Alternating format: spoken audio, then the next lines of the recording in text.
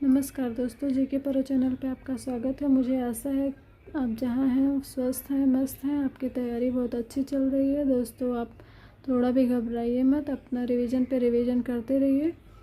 आपका एग्ज़ाम बहुत अच्छा होगा और मेरी भी भगवान से यही दुआ है कि आपका एग्ज़ाम बहुत अच्छा हो। डीएलएड फर्स्ट सेमेस्टर के सिलेबस में संज्ञा नाम का चैप्टर है, तो उसी संज्ञा नाम के चैप्टर पे मैं क्लास लेके आई हूँ। चलिए देखते हैं। संज्ञा किसे कहते हैं? संज्ञा का शाब्दिक अर्थ होता है नाम। तो इस दुनिया में कोई भी नाम सब संज्ञा है। देखते हैं। किसी भी व्यक्ति, गुण, प्राणी व प्रजाति, स्थान, वस्तु, क्रिया और भाव आदि के नाम को संज्ञा कहते हैं। तो दोस्तों, चाहे व्यक्ति का नाम हो, गुण का नाम हो, प्राणी का नाम हो, प्रजाति का नाम हो, स्थान का नाम हो, वस्तु का नाम हो, चाहे क्रिया का ही नाम हो, लेकिन वो क्या है? संज्ञा ही है। सब संज्ञा है। भाव का नाम हो तो भी संज्ञा है। चलिए देखते हैं, एक उदाहरण के थ्रू देखते हैं कि संज्ञा क्या क्या है। रमेश परीक्षा में प्रथम आया, इसलिए वह दौड़ता हुआ स्कूल से घर पहुंचा। इस बात से वह बहुत खुश था। उसने यह बात अपने माता पिता को बताई। यह समाचार सुनकर उसके माता पिता इतने आनंदित हुए कि उसे गले लगा लिया। दोस्तों, एक रमेश नाम का लड़का है जो अपने एग्ज़ाम में फर्स्ट आता है, तो वो खुश होता है, बहुत खुश होता है। तो स्कूल से वह दौड़ते हुए घर आता है। घर आके अपने माता पिता को, अपने घर वालों को बताता है कि मैं एग्ज़ाम में फ़र्स्ट आया हूँ। तो वो लोग खुश होकर, आनंदित होकर उसको गले लगा लेते हैं।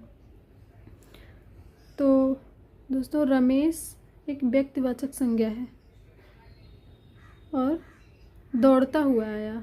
तो दौड़ना एक क्रिया होती है, तो क्रिया भी दौड़ना क्रिया है, तो क्रिया भी संज्ञा है। स्कूल से घर पहुंचा, तो स्कूल और घर एक स्थान है और स्थान भी क्या है? संज्ञा है। स्थान का कुछ न कुछ नाम होगा, इसलिए वो भी क्या है? संज्ञा है। और माता पिता को बताए तो माता पिता भी संज्ञा है, क्योंकि वो व्यक्ति है। समाचार सुन के आनंदित हुए, उसे गले लगा लिया। तो आनंदित होना भी भाववाचक संज्ञा है और खुश हुए तो खुश होना भी भाववाचक संज्ञा है। चलिए उसके भेद देखते हैं, संज्ञा के भेद देखते हैं। दोस्तों, मैं एक बात कहना चाहूँगी कि आपको ये वीडियो अगर पसंद आया हो तो दोस्तों प्लीज़ लाइक, सब्सक्राइब और शेयर करिएगा। दोस्तों, मुझे पता है कि आपको इस वीडियो की क्वालिटी अच्छी नहीं लग रही होगी, क्योंकि ऐसी सुविधा मेरे पास अवेलेबल नहीं है, लेकिन इतना ज़रूर है कि ये जो कंटेंट है ये आपके बहुत काम आएगा और इसमें क्वालिटी है इस कंटेंट में। तो चलिए देखते हैं आगे क्या है। ये सब बात की बात है, बाकी आप सोचिएगा कि आपको अगर इस कंटेंट पसंद आया होगा तो आप लोग लाइक, सब्सक्राइब और शेयर ज़रूर करिएगा। धन्यवाद। चलिए देखते हैं आगे। जातिवाचक संज्ञा किसे कहते हैं? संज्ञा के भेद में जातिवाचक, भाववाचक, व्यक्तिवाचक और समूहवाचक और द्रव्यवाचक संज्ञा के 5 भेद होते हैं, जिसमें जातिवाचक, भाववाचक, व्यक्तिवाचक, समूहवाचक और द्रव्यवाचक संज्ञा। पहला देखते हैं, जातिवाचक संज्ञा किसे कहते हैं। दोस्तों, जिस शब्द से एक जाति के अनेक प्राणियों, वस्तुओं का बोध हो उसे जातिवाचक संज्ञा कहते हैं। जिस शब्द से एक जाति के अनेक प्राणियों, वस्तुओं का बोध हो उसे जातिवाचक संज्ञा कहते हैं। अर्थात जिस शब्द से किसी जाति के संपूर्ण का बोध हो। जैसे तालाब, तो तालाब तो एक होता नहीं है, तालाब तो अनेक होते हैं। और गांव भी अनेक होता है। गांव का कई गांव होते हैं, उसके अलग अलग नाम होते हैं। तो गांव, लड़का, राम, श्याम, रमेश, दिनेश, महेश आदि। लड़की, रीता, सीता, गीता, मतलब लड़की में अनेक लड़कियां होती हैं। लड़की शब्द से लड़की के जाति का बोध हो रहा है और लड़का शब्द से लड़के के जाति का बोध हो रहा है। पहाड़, पहाड़ में नंदा पर्वत है, हिमालय है, नीलगिरी है और अनेक पहाड़ हैं। तो आप रिवीजन इसको करते रहिए दोस्तों। आपके एग्ज़ाम में हो सकता है जो है वस्तुनिष्ठ में पूछ ले या तो फिर लघु उत्तरी में पूछे। जिस 3 प्रकार के प्रश्न पूछता है, वस्तुनिष्ठ, अति लघु उत्तरी और लघु उत्तरी। अगर वस्तुनिष्ठ में पूछता है तो आपको ऑप्शन लिखना रहेगा। बाकी लघु उत्तरी में अति लघु उत्तरी में पूछेगा तो 1 लाइन का आपका आंसर रहेगा, तो 1 लाइन में आपको लिखना रहेगा। लेकिन अगर लघु उत्तरी में पूछेगा तो आपको थोड़ा ज़्यादा लिखना रहेगा। तो उस हिसाब से आप देख लीजिएगा कि आपको किस में लिखना है, तो उस हिसाब से आप लिखिएगा। ठीक है, आप रिवीजन करते रहिए, पढ़ते रहिए। तो चलिए आगे देखते हैं कि आगे क्या है।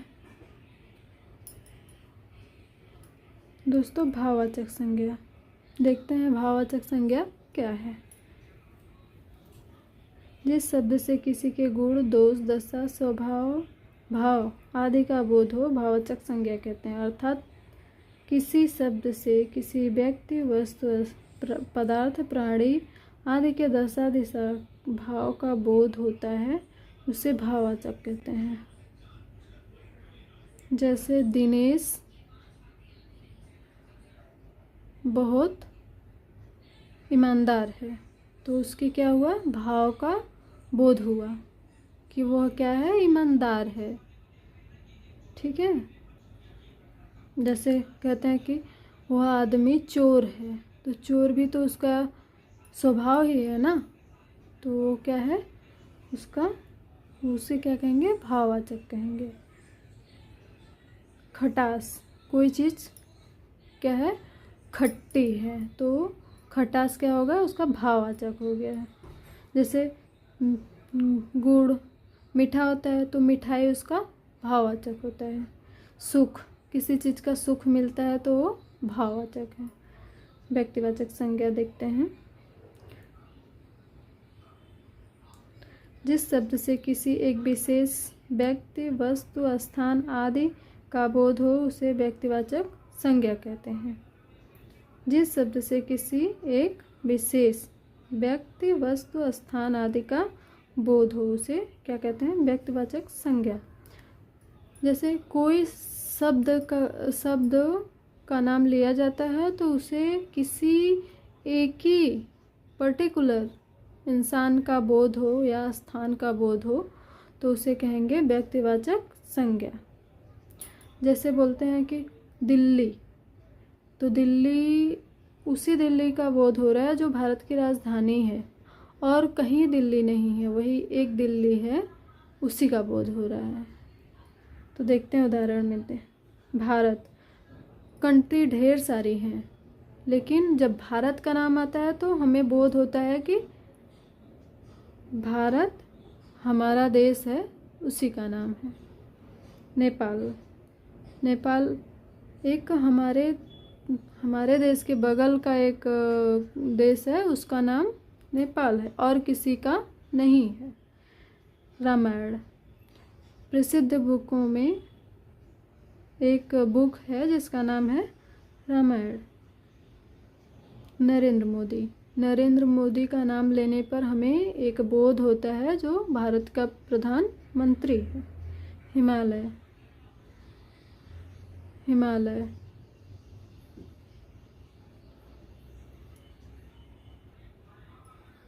हिमालय भारत के उत्तर में स्थित है, जिसकी ऊंचाई 8,850 मीटर है।